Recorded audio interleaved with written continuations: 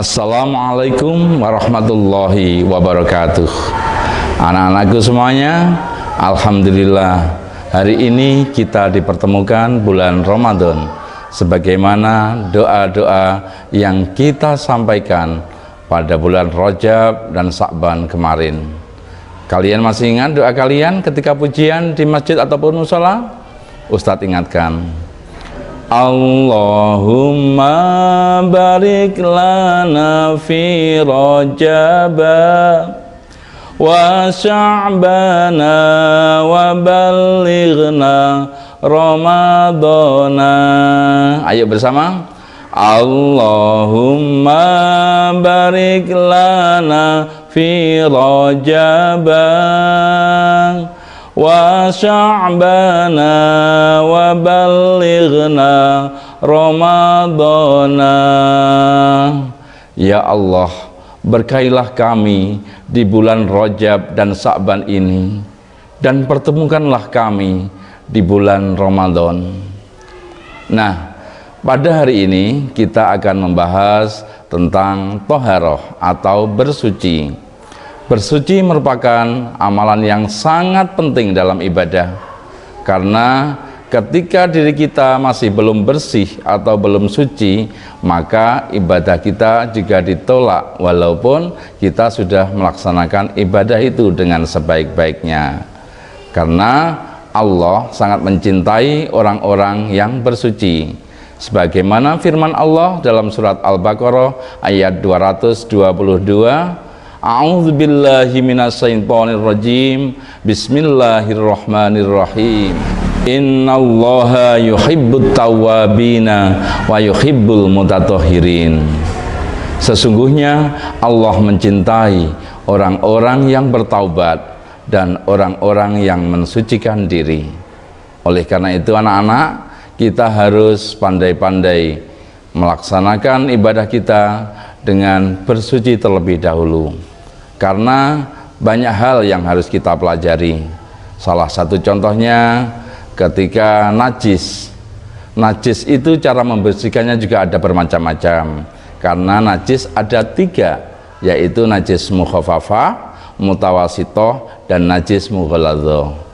Kalau najis mukhafafah atau najis ringan, itu cara membersihkannya cuma dipercikkan saja airnya tanpa harus ada air mengalir, itu juga sudah bersih atau suci.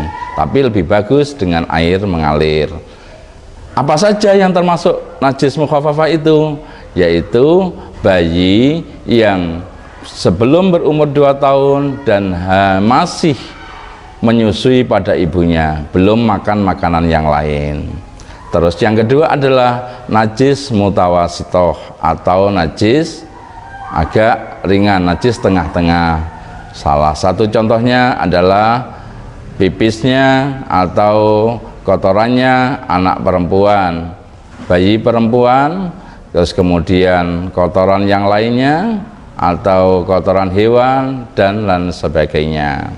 Terus kemudian cara mensucikannya harus disertai dengan air mengalir dan juga dengan diberi sabun atau pembersih. Kemudian yang ketiga adalah najis mughaladzah atau najis berat. Ini cara membersihkannya adalah dengan cara harus disiram dengan air dan bercampur debu sampai 7 kali. Ya. Mengapa kita harus mensucikan diri? Karena Allah telah berfirman dalam surat Al-Muddatsir mulai ayat 1, A'udzubillahi minasyaitonirrajim. Bismillahirrahmanirrahim. Ya ayyuhal muddatsir kum fa'anzir wa rabbaka fakabbir wa siyabaka fatahhir warrujza fahjur. Yang ayat keempat dan kelima ini yang perlu kita garis bawahi. Wasiyabaka fatahhir, dan pakaianmu bersihkanlah. Warrujza fahjur, dan perbuatan dosa hindarkanlah, tinggalkanlah. Kemudian dalam hal kita berwudu, kita juga harus tahu syarat dan rukunnya. Oleh karena itu, rukun wudu antara lain 1 apa? niat. Niatnya bagaimana? Nawaitul wudu'a li raf'il hadasil asghari fardhal lillahi ta'ala. Sebagaimana telah difirmankan oleh Allah, a'udzubillahi minasyaitonirrajim, bismillahirrahmanirrahim. Ya ayyuhalladzina amanu idza qumtum ilas sholati faghsilu wujuhakum wa aydiyakum ilal marafiqi, dan seterusnya. Nah, apabila kita melaksanakan anggota wudu, ya mulai amalan-amalan sunnahnya dulu. Sebelum kita berwudu harus mencuci tangan dengan air, kemudian berkumur, kemudian menyelah bagian hidung, terus kita berwudu sambil berniat nawaitul wudu'a dan seterusnya.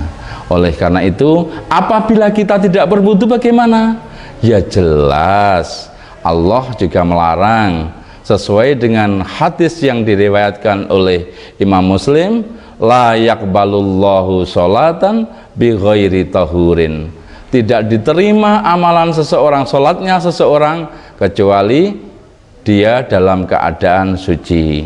Juga hadis yang telah diriwayatkan oleh Imam Bukhari dan Muslim, la yaqbalullahu sholata ahadikum idza ahdasa hatta yatawaddoa. Tidak diterima sholatnya salah seorang di antara kamu apabila ia berhadas sampai ia berwudu. Oleh karena itu, banyak hal dalam hal ini harus kita pelajari, dan untuk seterusnya akan Ustadz sampaikan tentang cara bertayamum. Anak-anak sekalian, hari ini saya akan mencontohkan cara praktek bertayamum.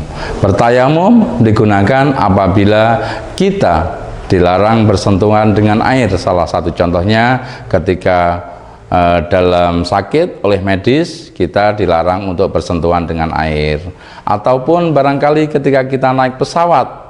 Nah, itu kita juga akan bertayamum ketika waktu sholat tiba. Akan tetapi semuanya, sesuatu yang kita gunakan harus juga dalam keadaan suci. Pada dasarnya tayamum ini biasanya dengan menggunakan pasir atau debu, ya. Caranya dengan debu di air atau bagaimana yang halus. Nah, ini kita praktekkan ketika kita bertayamum, barangkali seperti di rumah sakit. Anak-anakku, kita akan mempraktekkan cara bertayamum. Yang pertama, bertayamum dengan menggunakan pasir atau debu. Kita umpamakan ini dinding, ini ada debunya. Nah, kemudian selanjutnya kita harus melipat baju kita sampai ke siku. Nah, kalau sudah, nanti kita di dinding, kemudian kemudian kita membasuh muka. Ketika membasuh muka, kita berniat nawaitu tayammuma listibahati sholati fardhol lillahi ta'ala.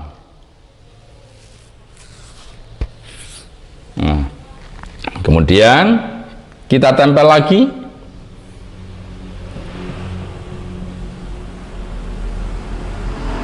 Nah, ini yang tangan terbalik.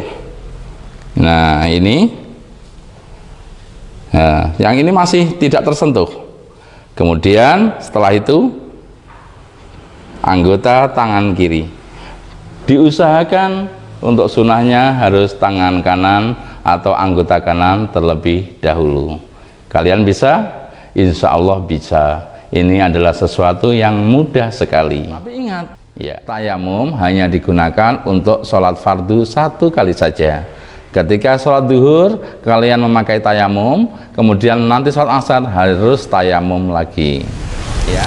Anak-anakku semuanya yang saya cintai dan yang saya banggakan, selanjutnya kalian hari ini akan berlatih atau praktek dengan ustadz-ustadzah pendamping dengan cara, kalau praktek wudhu insya Allah kalian sudah bisa, tinggal menambah amalan-amalan sunnahnya, yang belum, ya. Dan ketika wudhu perhatikan, jangan sampai siku tidak kena, ya. Ketika berwudhu diharuskan harus air setelah muka, ya. Ketika membasuh tangan harus sampai siku, ya, siku kena. Lebih bagus lagi kalau di atasnya siku, ya. Begitu juga yang kiri juga seperti itu, ya. Nah, kemudian ketika membasuh kaki harus sampai mata kaki.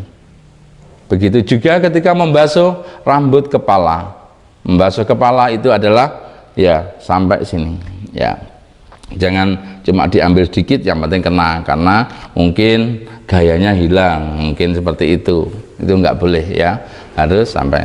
Kemudian ketika membasuh kaki harus sampai di atas mata kaki, ya. Kaos kaki dilepas dulu.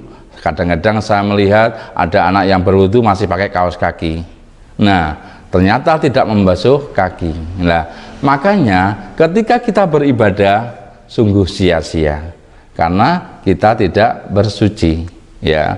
Oleh karena itu sangat diperhatikan, berwudu harus dengan sempurna. Begitu juga dengan tayamum, kalian bisa mempraktekkan dengan ustadz-ustadzahnya.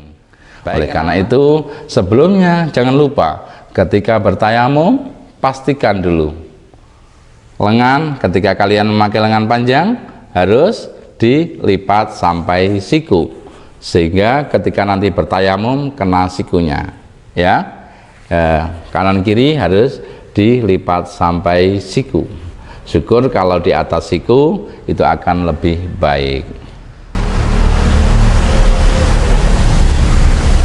Anak-anakku semuanya, Ustadz doakan kalian di tahun ini puasa penuh, tidak ada yang bolong ataupun mokel. Semoga ibadah kita diterima oleh Allah Subhanahu wa Ta'ala. Jangan lupa perbanyak amalan-amalan sunnah ataupun amalan-amalan wajib harus kita perhatikan. Sholat jangan sampai bolong, ya. Kemudian tadarus Al-Quran, perbanyak sedekah dan lain sebagainya, ya. Ustadz akhiri sampai di sini aja dulu pertemuan kita hari ini. Billahi taufik wal hidayah. Marhaban ya Ramadan. Assalamualaikum warahmatullahi wabarakatuh.